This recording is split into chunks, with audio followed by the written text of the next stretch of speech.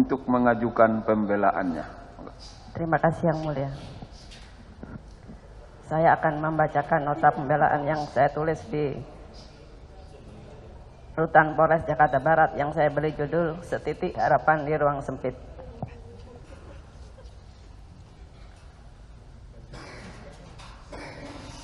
Yang Mulia Ketua Anggota Majelis Hakim, yang terhormat Jaksa Penuntut Umum, tim penasehat hukum, dan para hadirin yang saya hormatin. Pada awal kesempatan ini, perkenalkan saya terlebih dahulu menyampaikan puji syukur yang tidak terbatas atas kebesaran dan berkat Allah yang Maha Kuasa. Tuhan yang Maha Pengasih, atas perlindungan, perawatan, dan napas kehidupan bagi saya dan anak-anak saya.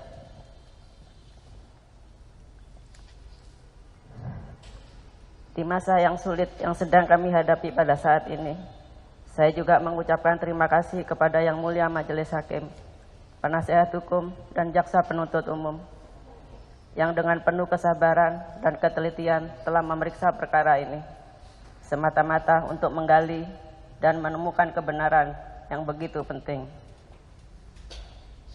untuk menentukan keputusan yang adil bagi semua pihak, tidak terkecuali bagi saya selaku terdakwa.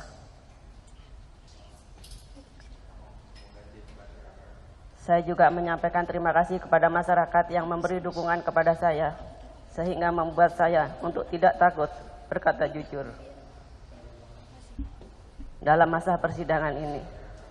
Saya pun ingin menyampaikan terima kasih kepada Yang Mulia Ketua dan anggota Majelis Hakim yang telah memberikan kesempatan kepada saya untuk menyampaikan nota pembelaan pribadi.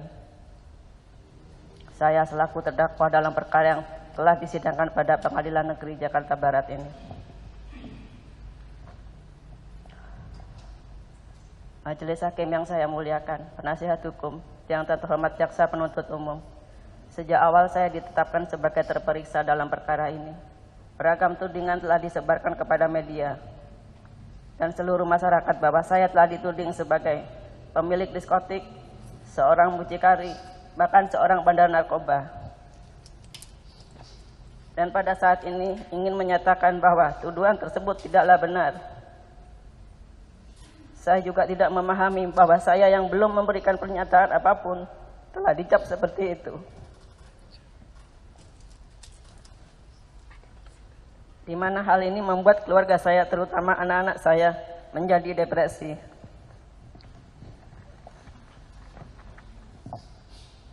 Pada kesempatan ini saya juga memohon kepada keluarga saya, terutama anak-anak saya, maafkan Mama atas peristiwa yang terjadi ini, sehingga membuat kalian bersedih, kecewa, bahkan kelelahan. Mama juga mohon maaf dan memohon ampunan kepada kalian, karena Mama belum bisa menemani kalian melewati setiap pertumbuhan kejadian dan perkara yang akan kami jalani dalam kehidupan kalian ke depannya. Seperti pada ayat Alkitab dari Roma 12 ayat 10 yang berkata, hendaklah kamu saling mengasihi sebagai saudara dan saling mendahului dalam memberikan hormat. Sama seperti ayat Alkitab di atas, Mama juga berharap bahwa kalian dapat bertumbuh menjadi seorang yang saling mengasihi, jujur, dan saling menjaga satu sama lainnya. Saya juga berterima kasih kepada anak-anak saya karena kalian dengan penuh kasih dan kesabaran yang tidak pernah berhenti untuk terus memberi dukungan, menguatkan, dan meyakinkan bahwa masih ada keadilan yang bisa saya dapatkan. Di dalam ruang tahanan yang sempit, saya terus merenungi betapa rapuhnya kehidupan saya. Dan tidak pernah terbayangkan sebelumnya bahwa kehidupan saya akan jatuh terperosok dalam permasalahan seperti ini. Demikianlah penyesalan kerap tiba di belakangan, di mana hal ini membuat saya stres dan akhirnya jatuh sakit karena kerap memikirkan anak-anak saya serta permasalahan ini.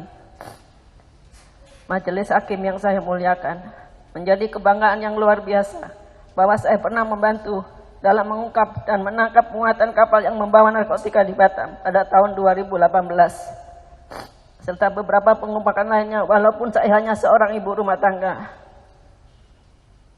Penderitaan yang saya alami bermula dari saya menghubungi Bapak Teddy Minahasa lewat pesan singkat WhatsApp, di mana maksud saya pada saat itu hanya ingin bekerja kembali dan meminta modal ke luar negeri untuk menjual keris pusaka beliau, yang dimana dulu pekerjaan ini belum dapat saya selesaikan akibat datangnya pandemi COVID-19.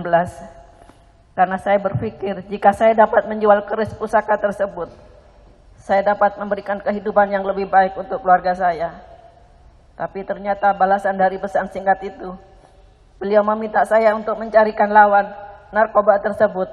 Bahkan beliau menginginkan pembeli untuk dapat bertransaksi di daerah Sumatera Barat. Dan pada saat itu saya hanya berpikir bahwa karena beliau berpangkat tinggi, maka tidak akan terjadi apa-apa pada saya jika saya melakukan perintah dari beliau. Naif memang pemikiran. Tapi saya tahu pada saat itu saya tidak berpikir jauh ke depan dan hanya berpikir bahwa saya bisa mendapatkan modal untuk biaya akomodasi saya.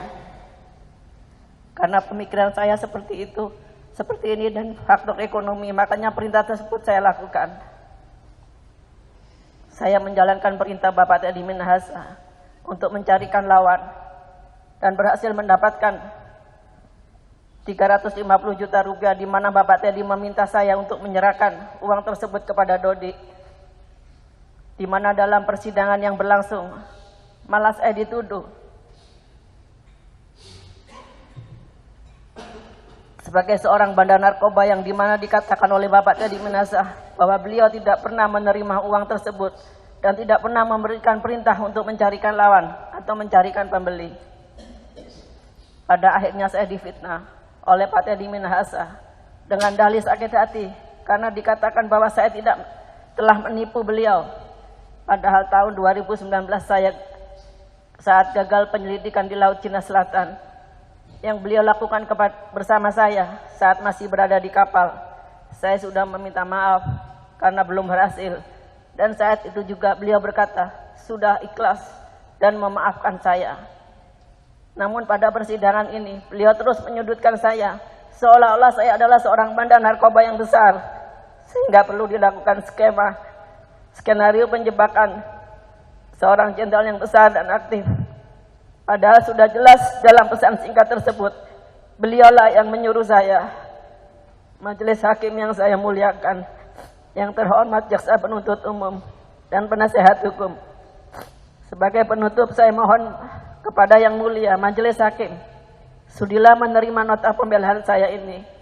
Semua kejujuran telah saya berikan selama masa persidangan ini, kiranya dapat menjadi bahan pertimbangan majelis hakim untuk dapat memberikan putusan yang seadil-adilnya bagi saya. Kini saya serahkan masa depan saya kepada putusan majelis hakim. Selebihnya saya hanya dapat berserah kepada kehendak Tuhan.